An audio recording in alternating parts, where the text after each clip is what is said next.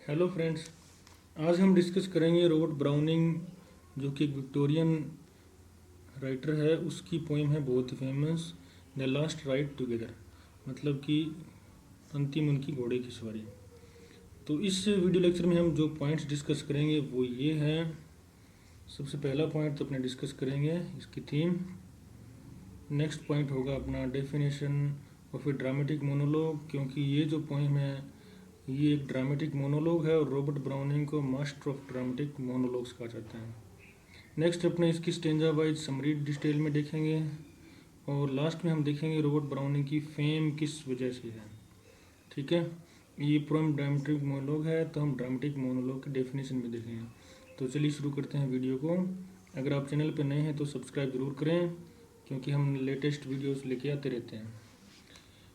A lover who fail to win his lady's favour, एक ऐसा lover जो अपने फीमेल पार्टनर की फेवर नहीं जीत पाता। Claims for the memory of his hope and one last ride together, और अंतिम यात्रा जो उसकी राइड है उसकी वो प्रयास करता है और उम्मीद करता है कि उसकी स्वीट मेमोरीज उसके पास रह जाएं। He contrast his failure with that of statesman, अपनी जो उसकी असफलता है उसकी वो तुलना करता है statesmen, soldiers, poet, musician, sculptors who have given their talents as he has given his youth. तो जैसे उसने अपना यौवन युवा अवस्था उसके लिए खर्च कर दी, स्पेंड कर दी अपने प्यार के लिए, वैसे ही इन लोगों ने अपना टैलेंट है ना वो एक्सपेंड कर दिया, खर्च कर दिया, स्पेंड कर दिया। फॉर नो लास्टिंग रिवार्ड, और इनको भी कोई रिवार्ड नहीं मिलता और इसको भी कोई रिवार्ड नहीं मिला। But they have none of the momentary glory of possession that he has in his last ride. परंतु एक फ़र्क है दोनों में, इन लोगों को लास्ट में जो ग्लोरी मिलती है वो नहीं मिली और इसको क्या है वो ग्लोरी मिलेगी उस लास्ट राइड से। In the intoxication of which he, इस नशे में, which is some wild anticipation, जो कि वो एक जंगली पूर्व धारणा अपनाता है जंगलीपन की, that the world may end, शायद ये संसार खत्म हो जाए, and that night and eternity would break upon them as they ride side by side, और शायद ये नाइट है ना वो आज ही ख़त्म हो जाए, इस नाइट को संसार है, और इसकी जो इटर्निटी है वो ब्रेक कर दे इस चीज़ को, और उनकी जो लास्ट राइड टुगेदर है वही कायम रह जाए।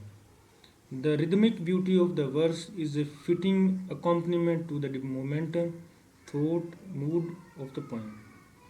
तो ये थी इसकी थीम। आइए हम डिस्कस करते हैं कि ड्रामेटिक मोनोलॉग क्या होता है। Robert Browning's the last ride together is an ideal example of the dramatic monologue. The poet wrote this poem in the form of a speech and individual. A dramatic monologue is a poem addressed to a silent and non-interfering listener. ये सबसे बड़ी इसकी condition है।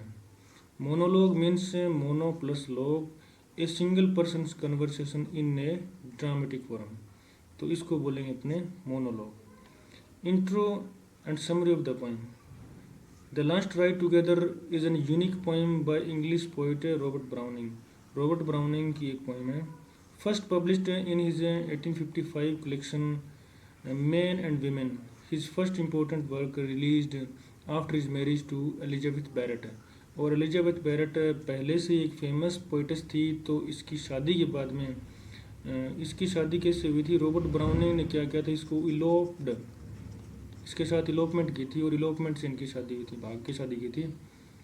It comprised of 51 poems है, 51 poems इस anthology में है, इस बुक में है, each by a singular narrator, और सारी की सारी ड्रामेटिक मोनोलॉग्स हैं।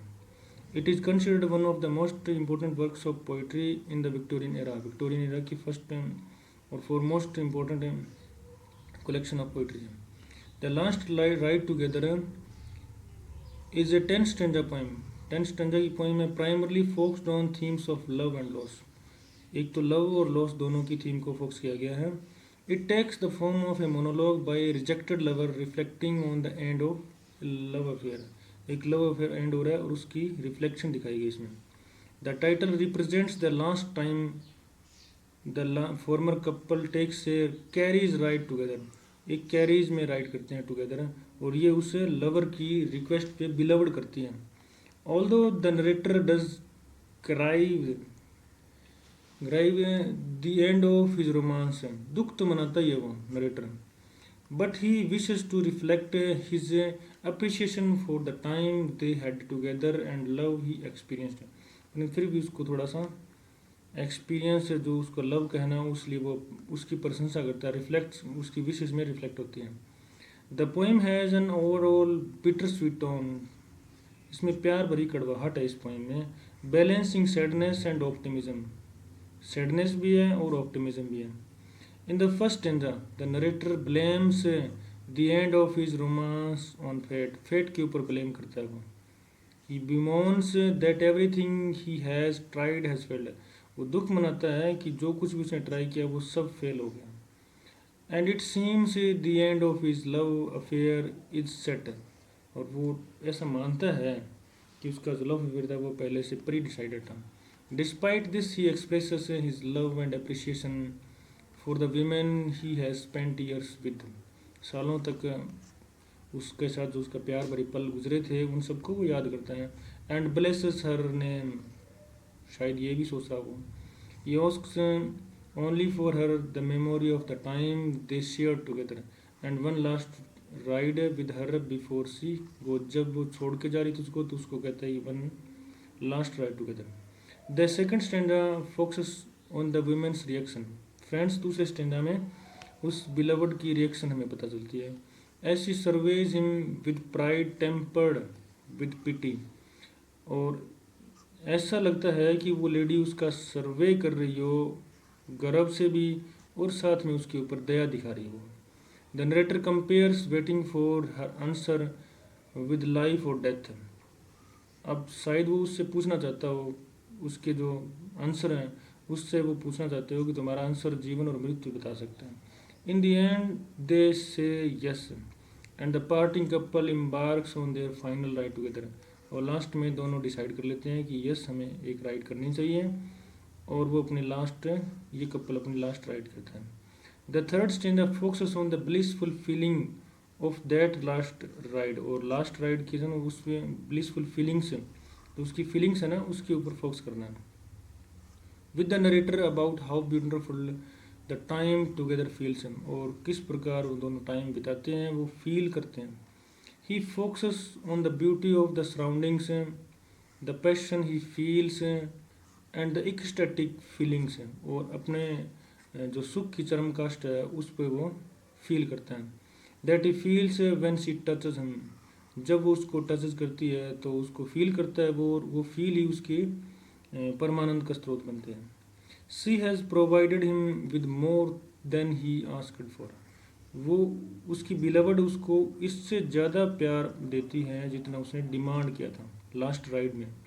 Provided him more than he asked for and he is filled with gratitude for this, और इसलिए उस बिलवड के प्रति उस लवर के मन में ग्रेटिट्यूड भी हो जाता है।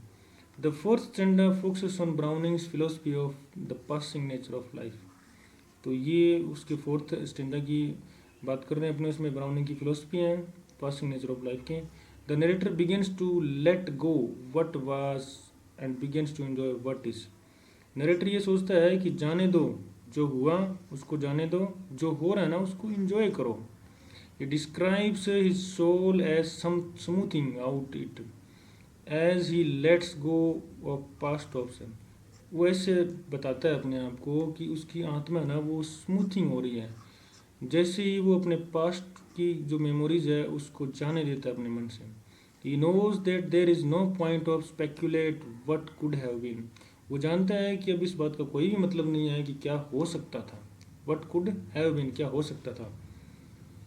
Things could be better or worse and instead he chooses to simply enjoy the moment that they are sharing together, कुछ भी हो सकता था, अच्छा भी हो सकता था, बुरा भी हो सकता था, लेकिन इन सब को सोचने के बजाय वो एंजॉय करता है एवरी मोमेंट को जो उन्होंने लास्ट राइड में साथ लिए।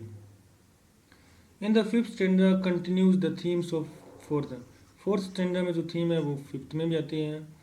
The narrator contrasting himself with man who tried for other things. उन लोगों के साथ वो अपनी तुलना करता है जिन्होंने दूसरी चीज़ों की कल्पना की, कोशिश की, प्रयास किया। And those who have failed, fail भी हो गए। He does this to hide his personal anguish over the end of his love affair. ये सब वो इसलिए करता है क्योंकि वो उसकी जो व्यक्तिगत दुख था ना, उसको छुपाने के लिए कि मैंने तो बहुत कोशिश की लेकिन मेरे से पहले वालों ने बहुत की, उन्हें भी कुछ नहीं मिला, क्या होता है अगर मुझे नहीं मिला। He accepts his defeat and expresses his hope for a better future in heaven at the end of his life. वो इस बात की कल्पना करता है, सोचता है, अपने बताता है और ये मान भी लेता है कि मुझे डिफीट मिली है, लेकिन वो होप नहीं छोड़ता। Better future in heaven and end of the life.